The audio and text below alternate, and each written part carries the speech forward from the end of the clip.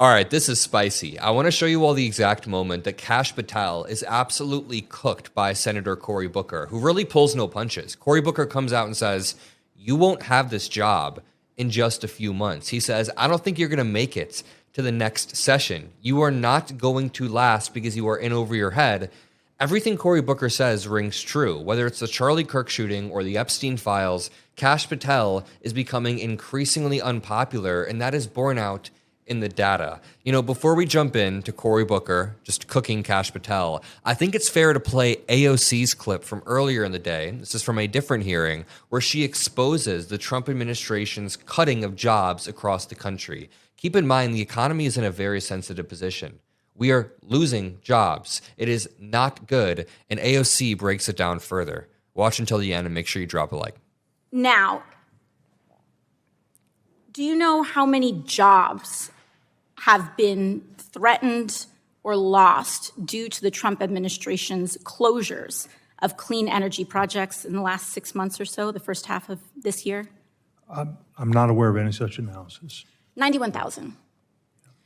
Trump administration and Department of Energy policies have cost Americans 91,000 jobs nationwide in rollbacks on efficiency. And, you know, these large numbers are statistics. They're hard to, I think, people to understand when they show up on a white paper. But in Colorado's 8th district, Amprius Technologies canceled plans to construct a $190 million battery plant in Brighton, Colorado. In that same district, actually, another company, VSK Energy, canceled plans due to the Trump administration, canceled their plans to build solar panels, and they scratched a $250 million investment and up to 900 jobs in that same district. In Georgia 12, an EV plant was canceled due to the Trump administration and DOE's freezing of the EV charging program. Registered Georgia has a population of 157 people. They lost out on 166 jobs. They lost more jobs than they have people in that town because of the cancellation and war on renewable energy and clean energy here. In that same district, a copper foil manufacturing plant went bankrupt as a result of these rollbacks, and Augusta, Georgia lost out on 350 jobs. And I mean, the list goes on. In South Carolina, 250 jobs when a construction of an EV plant in Florence was halted due to DOE's freezing of funds. I mean, we could go on. In Michigan 10th, 167 jobs were lost after $50 million worth of investment. These are all freezes in renewable and clean energy construction and development projects. This is an industry that has been a source of jobs and growth. This administration, the Trump administration, is destroying the American economy, destroying American jobs. 91,000 jobs in this sector alone. I have one simple question.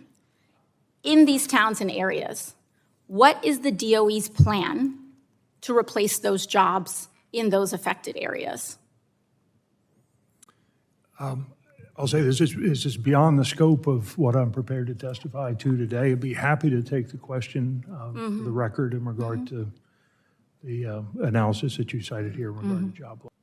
What an incredibly weak answer. AOC laid it all out, absolutely cooked him, and he had no answer. Let me show you Senator Cory Booker coming out swinging and confronting Kash Patel to his face. Let me remind you that this call sheet prediction market asks, who will leave their Trump role in the administration this year? In first place, it's actually Dan Bongino, the deputy director of the FBI. Then it's Kash Patel, the director of the FBI. Then it's Pam Bondi. I'm really glad that all of our top officials at the FBI and DOJ are on the verge of leaving. You can see that throughout the entire Epstein saga, throughout some of the Charlie Kirk stuff, Pam Bondi becomes increasingly unpopular. Dan Bongino seems like he's going to leave. And Kash Patel, which is the blue line, is also somebody who is probably going to leave the administration. Let me play you this clip right here.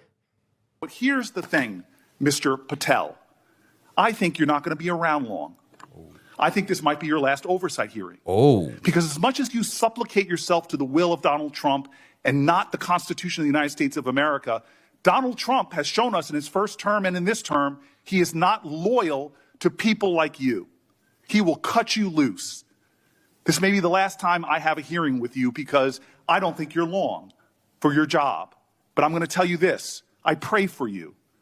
I pray for you that you can step up and defend your oath, defend the Constitution, and do a much better job of defending this country. Thank you, Mr. Chairman. Do you want to say anything? Yes, sir. That rant of false information does not bring this country together. If you want to work on bringing this country, it's my time, not yours. My God.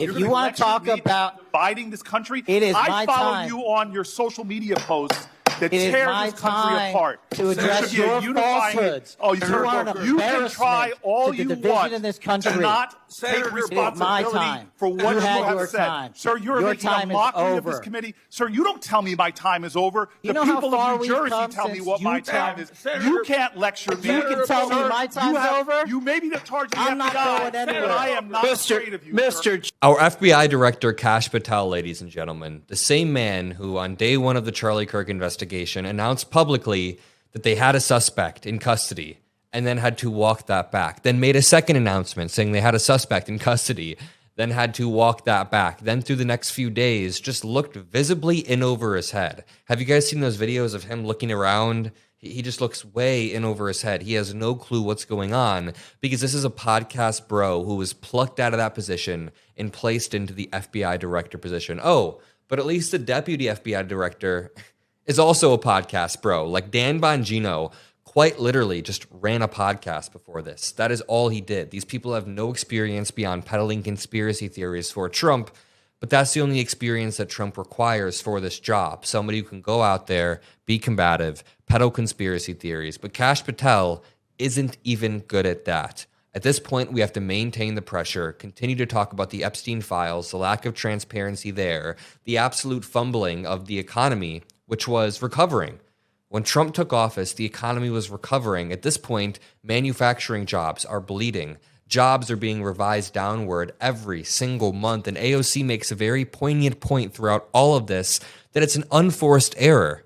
There are things called unforced errors where it doesn't have to be this way, but Donald Trump made it this way through insane policies like cutting green jobs, tariffs that slash manufacturing jobs and disincentivize investment into the country, therefore leading to revisions downward every single month. These self-destructive policies need to stop, and we will work every single day until they do. We will put forward a better vision. We are working on a Adam Mockler Media policy plan for 2026. So we're not just endlessly dissecting other policy. We have our own forward-looking vision on healthcare. We want wealth to be redistributed, not so that billionaires don't exist. I actually think that billionaires like Taylor Swift, Mark Cuban, LeBron James, these people made their wealth through fine ways, but there is a level of wealth inequality in this country that is insane. It needs to be redistributed from people like Elon Musk down to people who are just struggling to get by. Either way, the point is, we're going to lay all of this out in a free document. It's coming soon. I love you all. Peace out.